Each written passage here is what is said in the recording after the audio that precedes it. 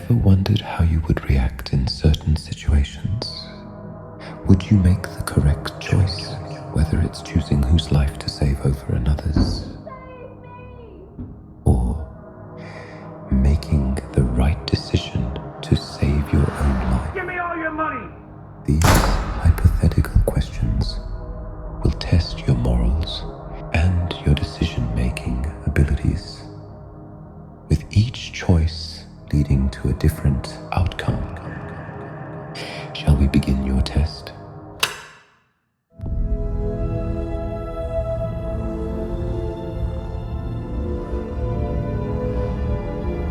Fear of space is fear of the unknown.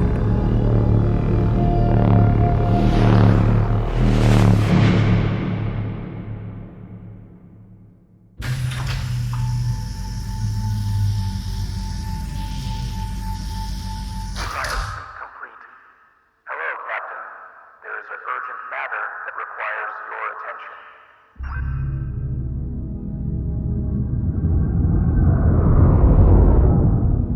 You are the captain of the HMS Alexandria, a deep space exploration and research vessel tasked with exploring the galaxy's furthest reaches, discovering its secrets, and returning home with any samples or knowledge that could advance our understanding of the cosmos.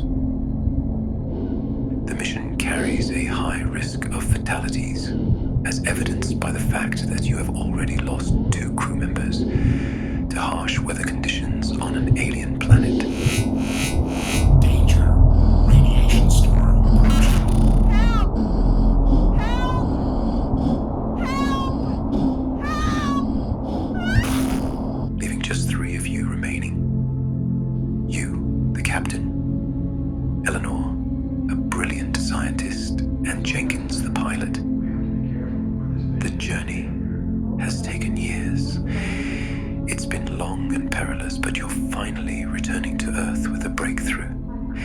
Eleanor, in her genius, has discovered vital medical research that could potentially save hundreds of thousands of lives. But as you begin to orbit the Earth's atmosphere, all 3 of you are awoken by the ship's artificial intelligence, and the news it brings is not good.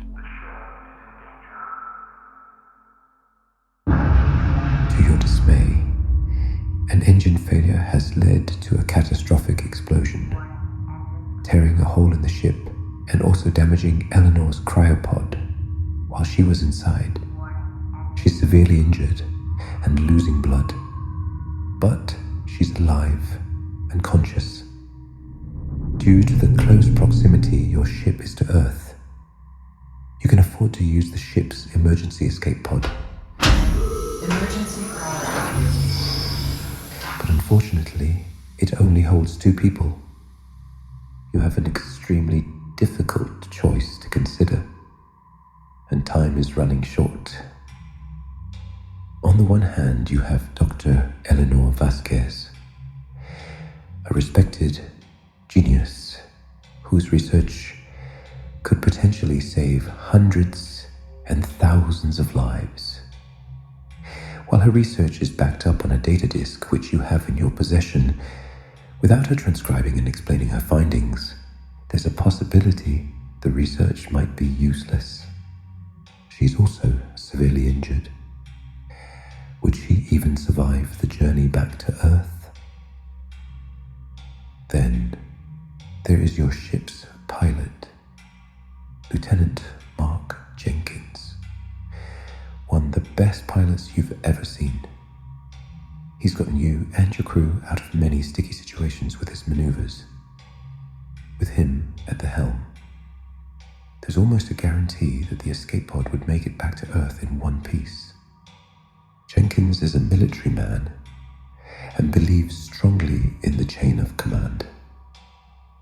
He would stay behind if you ordered him to. No questions asked.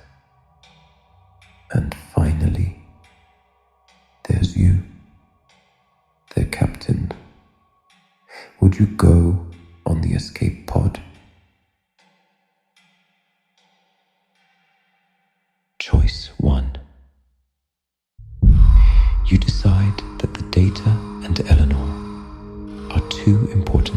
lose. You drag her weak body to the escape pod and order Jenkins to stay on the ship while you depart. He's still in shock, staring blankly as the hatch closes. You launch the pod and immediately head to the pilot controls. You hope your basic training is enough to get you back to Earth safely. Only a few minutes after taking off, you notice a huge flash through the window. The HMS Alexandria has exploded, and the blast has produced an electromagnetic pulse, or EMP, which has affected the escape pod's electronics and made piloting it even more difficult for you than usual. As you enter the Earth's atmosphere, you realize you're thousands of miles off trajectory and are heading directly for the Atlantic Ocean.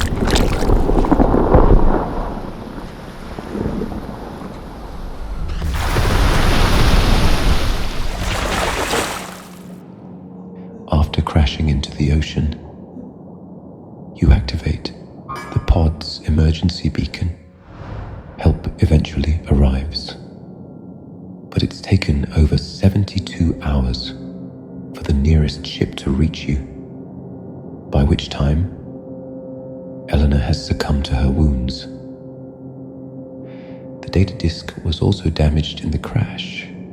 Some of the data was recoverable and still included important research, but the bulk of Eleanor's findings and research died with her.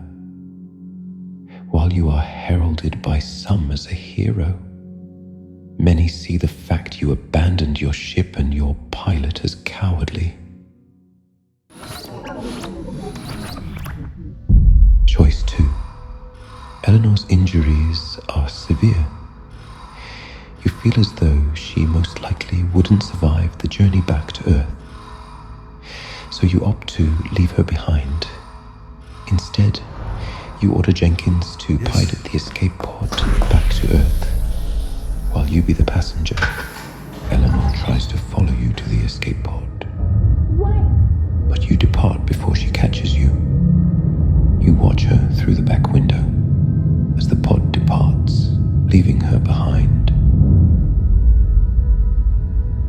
A huge flash almost blinds you as the HMS Alexandria blows up before your very eyes, the blast resulting in an EMP. However, with Jenkins piloting, that should not be an issue. Nothing to worry about, just a minor malfunction.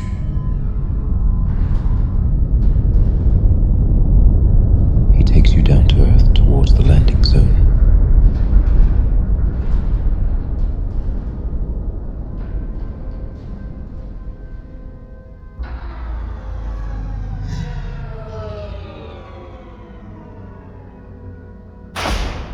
Jenkins lands you comfortably back down to Earth. But the mood is somber. You look at Jenkins and see his face is full of regret. You both agree to not mention the fact you left somebody behind. You pass on the data disk and hope Eleanor's work can continue. However, without her around to explain her findings, progress is very slow. It takes years before her medical breakthrough can be used to save lives. Years which weren't kind to Jenkins. After the incident, he turned to drinking to forget, until the drinking didn't work anymore. As for yourself, being labelled a hero felt hollow, as the guilt of leaving Eleanor behind also weighed heavily on your conscience. You always think back to that day and wonder if you made the right decision.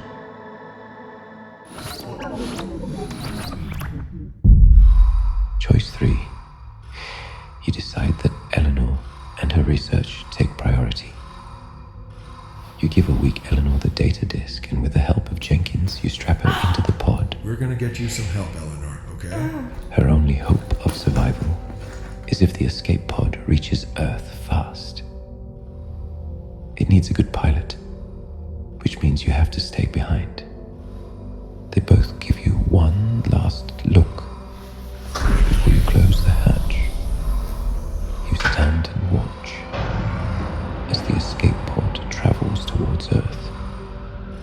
You know you've made the right choice, but you've also damned yourself. You close your eyes.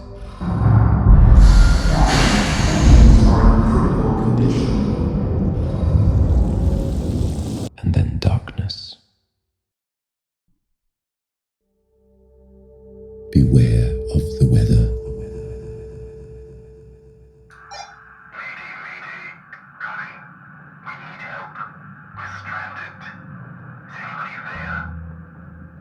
You are part of a skilled team of mountaineers dispatched for a high-altitude rescue operation. A few climbers trying to reach the top of a notoriously challenging peak have found themselves trapped close to the summit because of an unexpected and fierce storm. They are situated at around 25,000 feet, where the air is thin and the environment is harsh. The storm shows no signs of letting up, bringing heavy snow, strong winds, and frigid temperatures. The climbers have lost communication with base camp, and it's likely they are running low on essential supplies. You set out with your team of rescuers.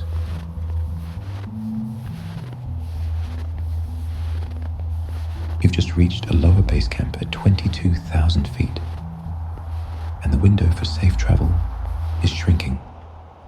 The storm is expected to intensify further.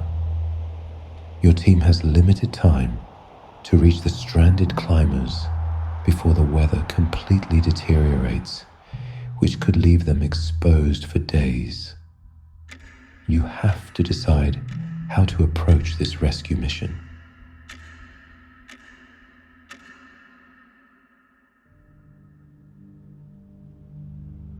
You have a choice to make before you continue with the rescue mission. Which of the following seems like the best course of action to you? Choice 1. Ascend directly to the climber's location at the summit, using the fastest route. Let's divide into two groups. Choice 2. Send a small scouting team ahead to assess the climber's condition and determine the safest route. Let's be careful about this. Choice 3. Climb to a higher camp and wait for the storm to pass before attempting the rescue. This storm is too dangerous. Choice 4. Turn back and call off the mission in case the storm becomes too intense for your team.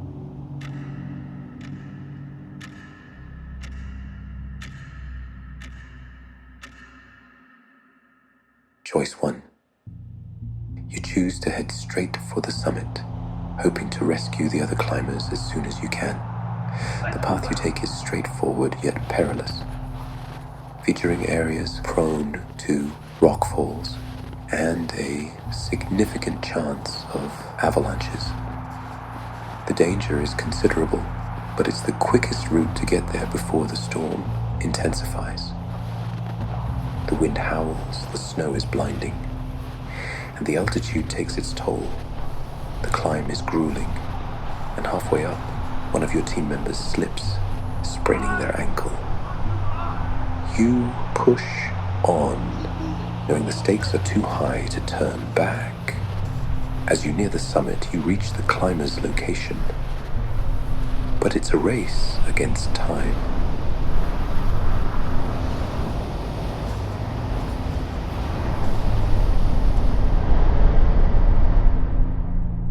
The climbers are alive, but but barely. One is unconscious, and the other two are suffering from severe frostbite. You manage to get them back down, but the descent is treacherous. With one of your climbers injured, the journey becomes even more dangerous. As you descend through the snowstorm, a small avalanche hits. Avalanche!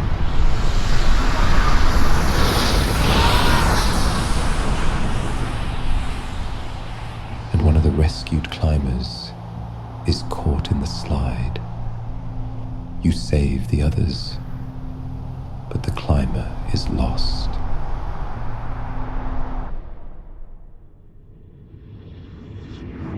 Choice 2. Keep in radio contact and good luck. You send a small, experienced scouting team ahead to assess the climber's situation.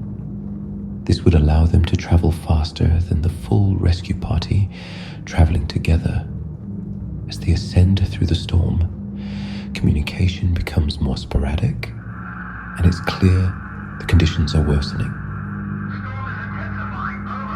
When they reach the climbers, they confirm that all three are alive, though the injured one is at high risk of frostbite.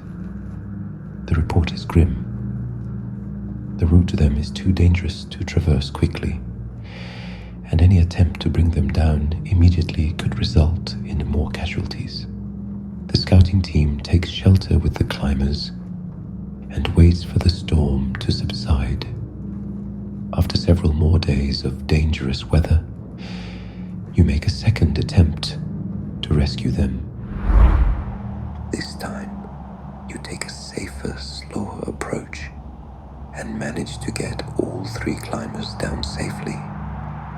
Though because the climbers and the rescue team were exposed to the elements for so long, many of them are suffering from exhaustion and frostbite.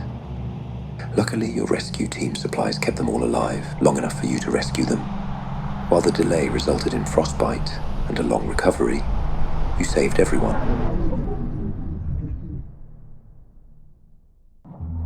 If you chose decision 3 or 4, both have similar consequences. You decided to wait out the storm and not put the lives of your team in danger.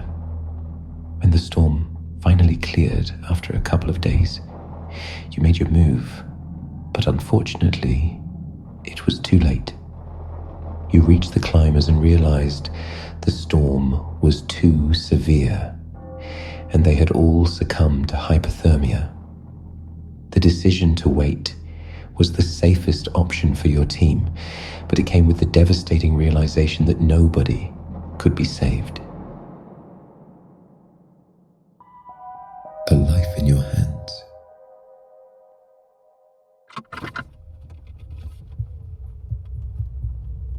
You were driving home late at night down a long stretch of a deserted dirt road. On either side of the road is dense, thick forest. In your headlights, you see a disheveled man limping along the side of the road. He looks exhausted, his clothes torn and covered in dirt. You slow down, and as you roll down your window, he stumbles toward your car. You notice something. His wrists are bruised as if they were recently in handcuffs. His face seems familiar. Then it clicks. You saw his picture on the news earlier today. He is an escaped convict. The news report mentioned he had been convicted of murder, but he claims he was wrongfully accused. He insists he is innocent and was only trying to escape a corrupt system that would have executed him unjustly. You are alone on the road. No one else is around. The nearest town is miles away. He pleads for your help, What do you do? Help me, man. I am gonna die out here. I'm innocent, man. You gonna let an innocent man die? You have a few options. Choice 1. You drive away and call the police.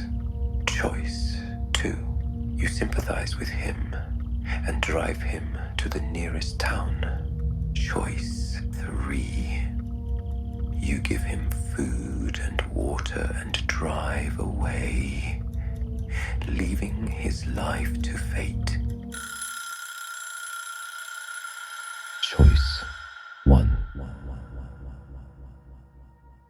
As the man pleads with you,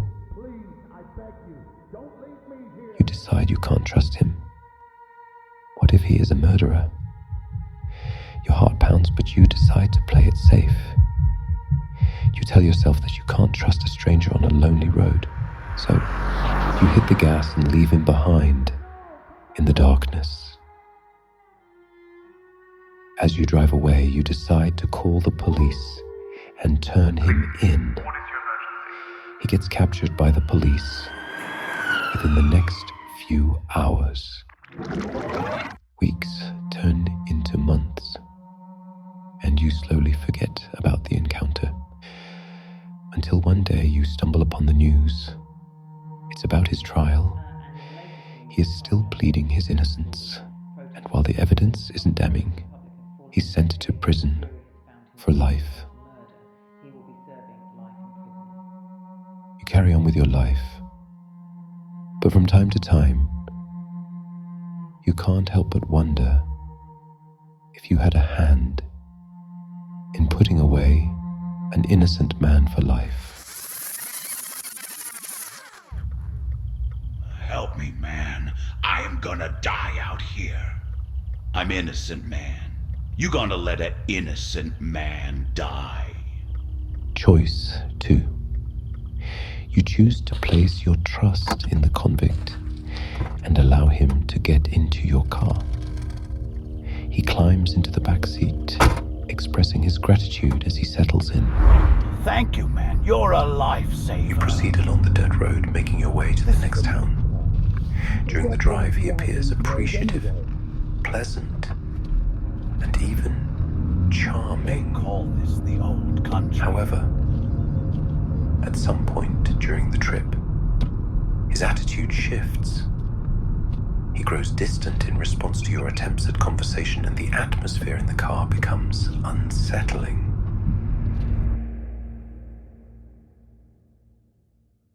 You start to feel nervous and uncomfortable. And as you glance in the rearview mirror to get a good look at the stranger, he catches you looking at him. You make eye contact with each other, and that's when you catch a glimpse of it. A glimpse of some kind of weapon in his hand.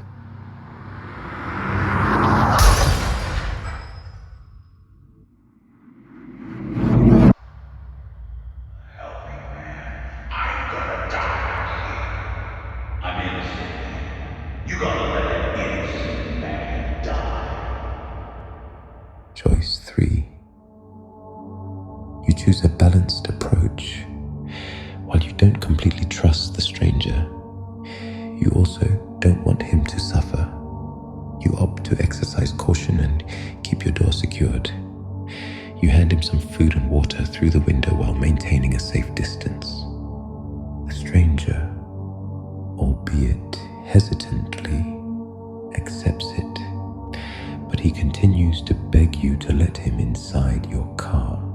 Please, can I come inside your car to get warm? It's so cold out here. Yet, you don't give in and drive off, leaving the stranger to face his fate in the night. Time passes, and your life moves forward. But eventually, your curiosity overwhelms you, prompting you to find out what happened to the criminal. It is then that you uncover a startling truth. The stranger was apprehended by the authorities a week after your encounter with him.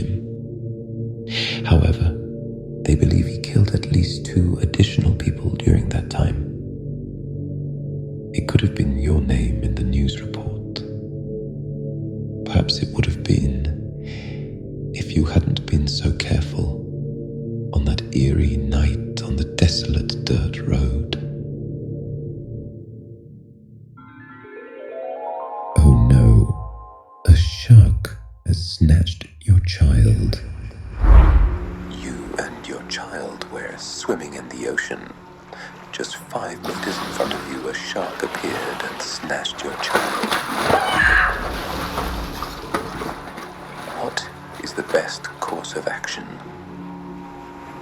Bearing in mind, you don't have long to make the decision. With every second gone by, your child is losing oxygen.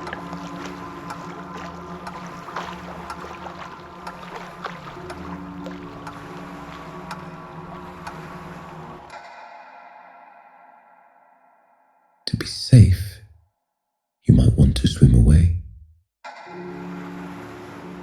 Some sharks hunt in packs, so it takes strategy to swim away safely.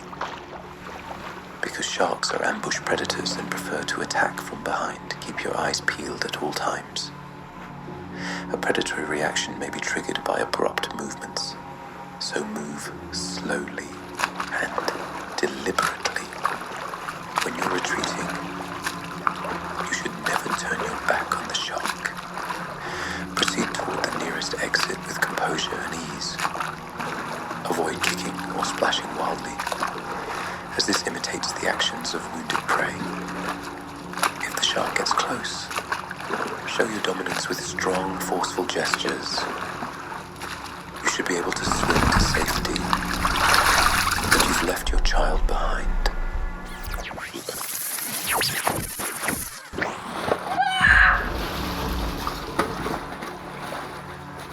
You may want to try and save your child.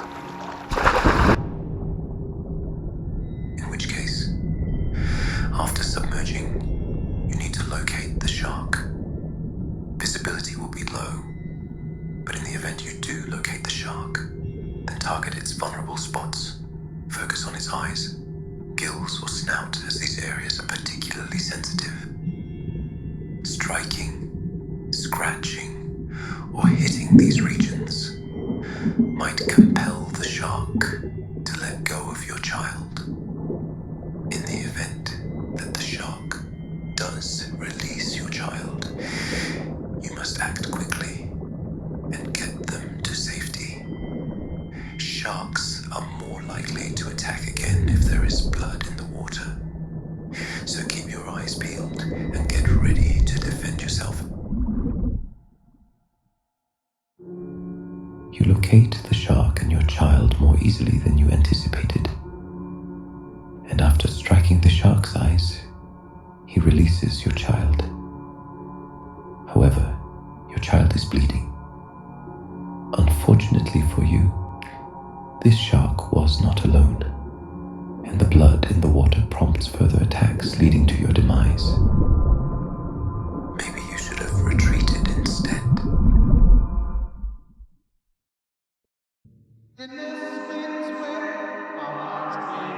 A moral dilemma. Imagine this. You were born into a great and loving family. Did well in school. You married your childhood sweetheart. Both of you became respected in your chosen careers. Started a family together and had a child. Life was going good. Until one day, the worst became reality. Be suspicious of persons that exhibit signs of infection. A virus outbreak, spreading across the globe rapidly, causing people to become sick and turn into vicious killing monsters. A real-life zombie apocalypse was unfolding before your eyes. 8 months later.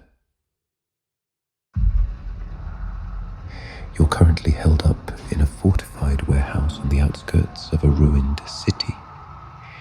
You're the leader of a group of around 20 survivors, including your wife and child who managed to escape with you in the initial outbreak.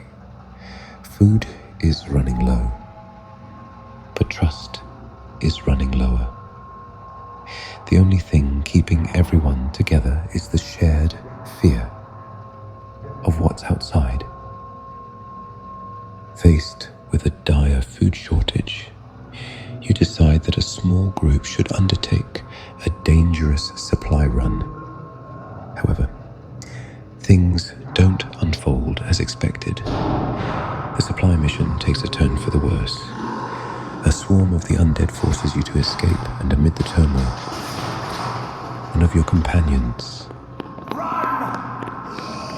your wife, finds herself encircled by the zombies. It is believed she has been lost.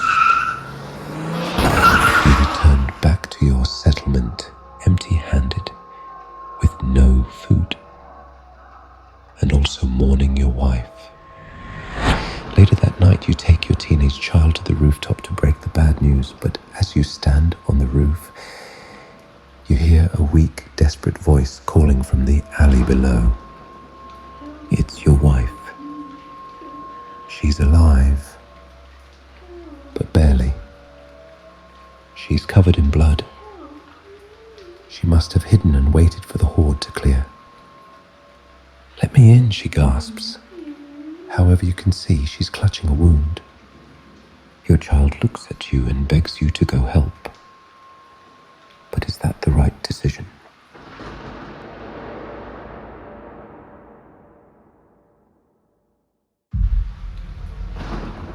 What would you do? Choice 1. Don't let her back in. As the leader, you're responsible for the lives of everybody in the settlement. Your wife may be infected, and you've witnessed firsthand how fast people can turn after being bitten. Choice 2. Let her back in, but tell the rest of the group. They may not like your decision, but at least they know there's a potential threat. Choice 3. Let her back in, but hide her from the rest of the group. She may not be infected after all, and hiding her will mean she's safe from any paranoid group members.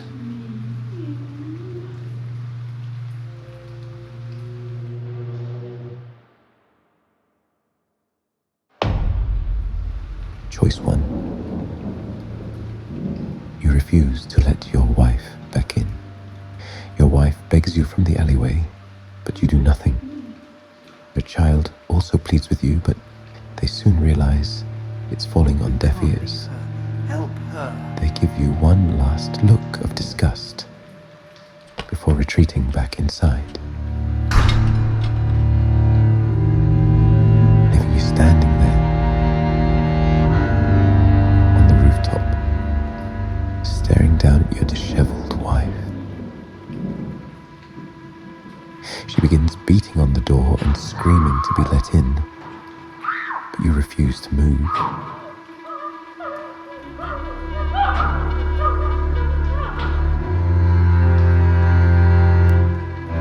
Eventually, her noise draws undead, who begin to swarm her position.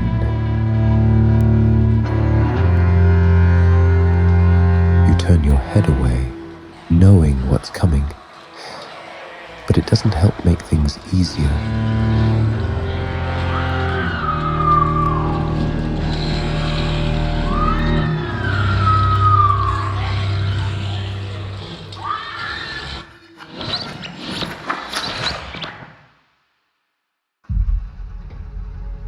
Choice 2. You go down to the main door and let in your wife. She's weak and has lost a lot of blood. Help me. You carry her to the rest of the group for immediate medical attention.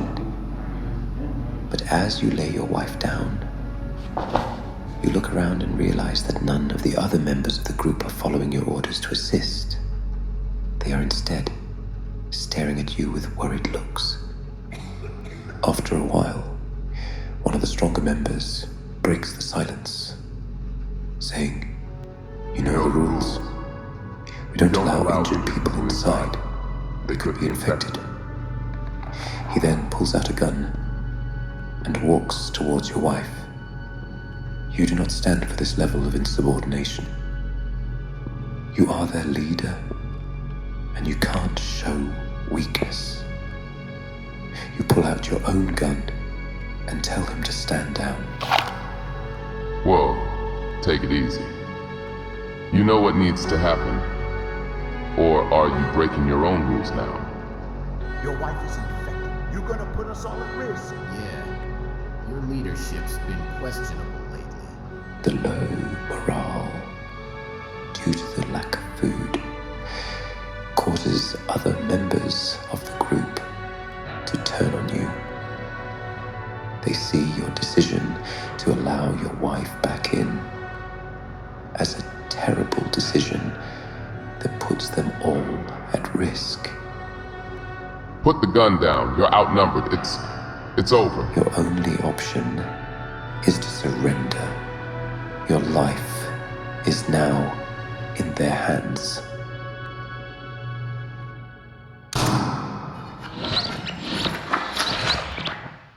Choice 3.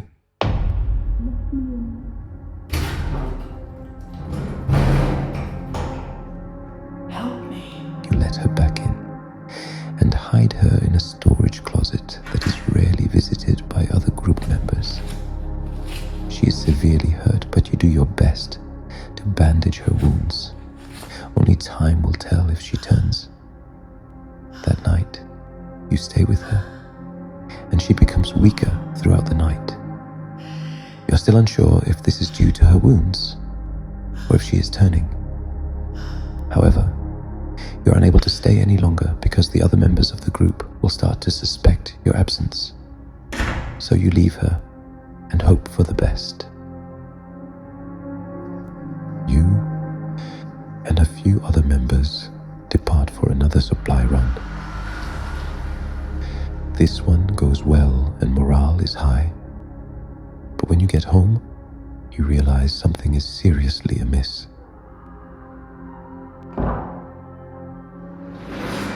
Your child went to see how his mother was doing while you were away.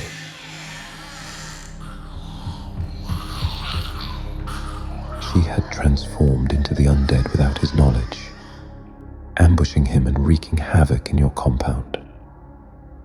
3 people, including your child, were dead when the dust finally settled. You were blinded by your love, and the results were disastrous.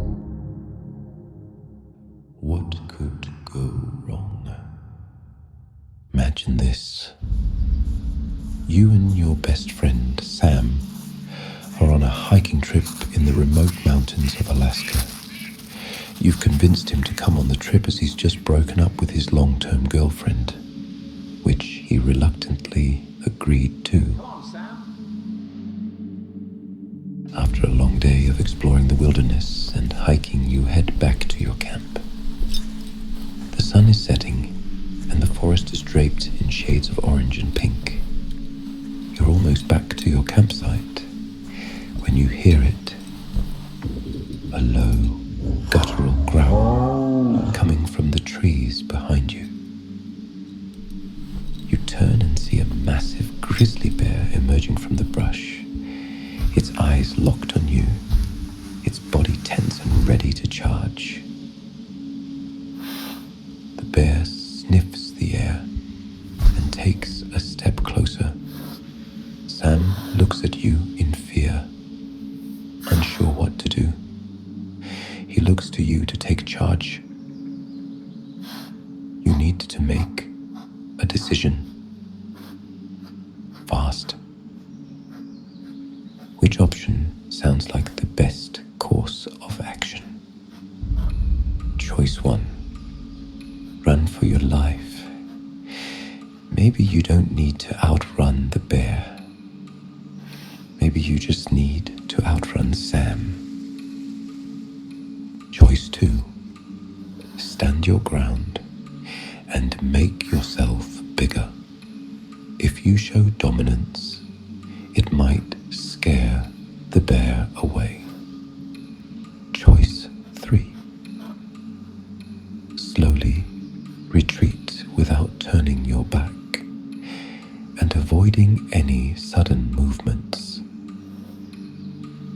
time is ticking. What do you choose? Choice 1. Your instinct is to run as fast as you can. You know the grizzly bear is faster, but if it goes for Sam first, you're more likely to get away. It's become a life and death situation, and you want to survive. You use all your strength to push an unknowing Sam towards the grizzly bear, and he stumbles to the floor.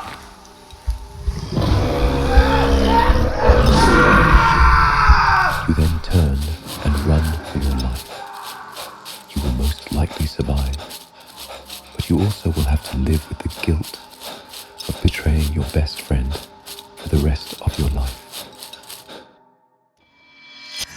Choice 2. You square your shoulders, spread your arms wide, and yell as loudly as you can. Sam follows your lead. The bear stops, its head tilting in confusion. For a moment, you think it's working. Then the bear roars back.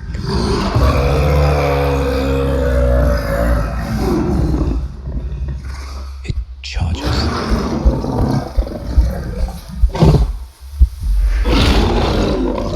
You provoke the bear into attacking, and it's a fight you can't win. Choice 3. You keep your eyes locked on the bear and your arms raised to make yourself look as big as possible, taking slow, measured steps backward. Sam follows your lead. You keep moving slowly, never turning your back, never breaking eye contact. After what feels like an eternity, you reach a dense patch of trees. You carefully maneuver behind the trunks, putting obstacles between you and the bear. Once out of its line of sight, you signal to Sam, and the two of you silently retreat back to the campsite. Both of you have just survived a potentially lethal bear encounter.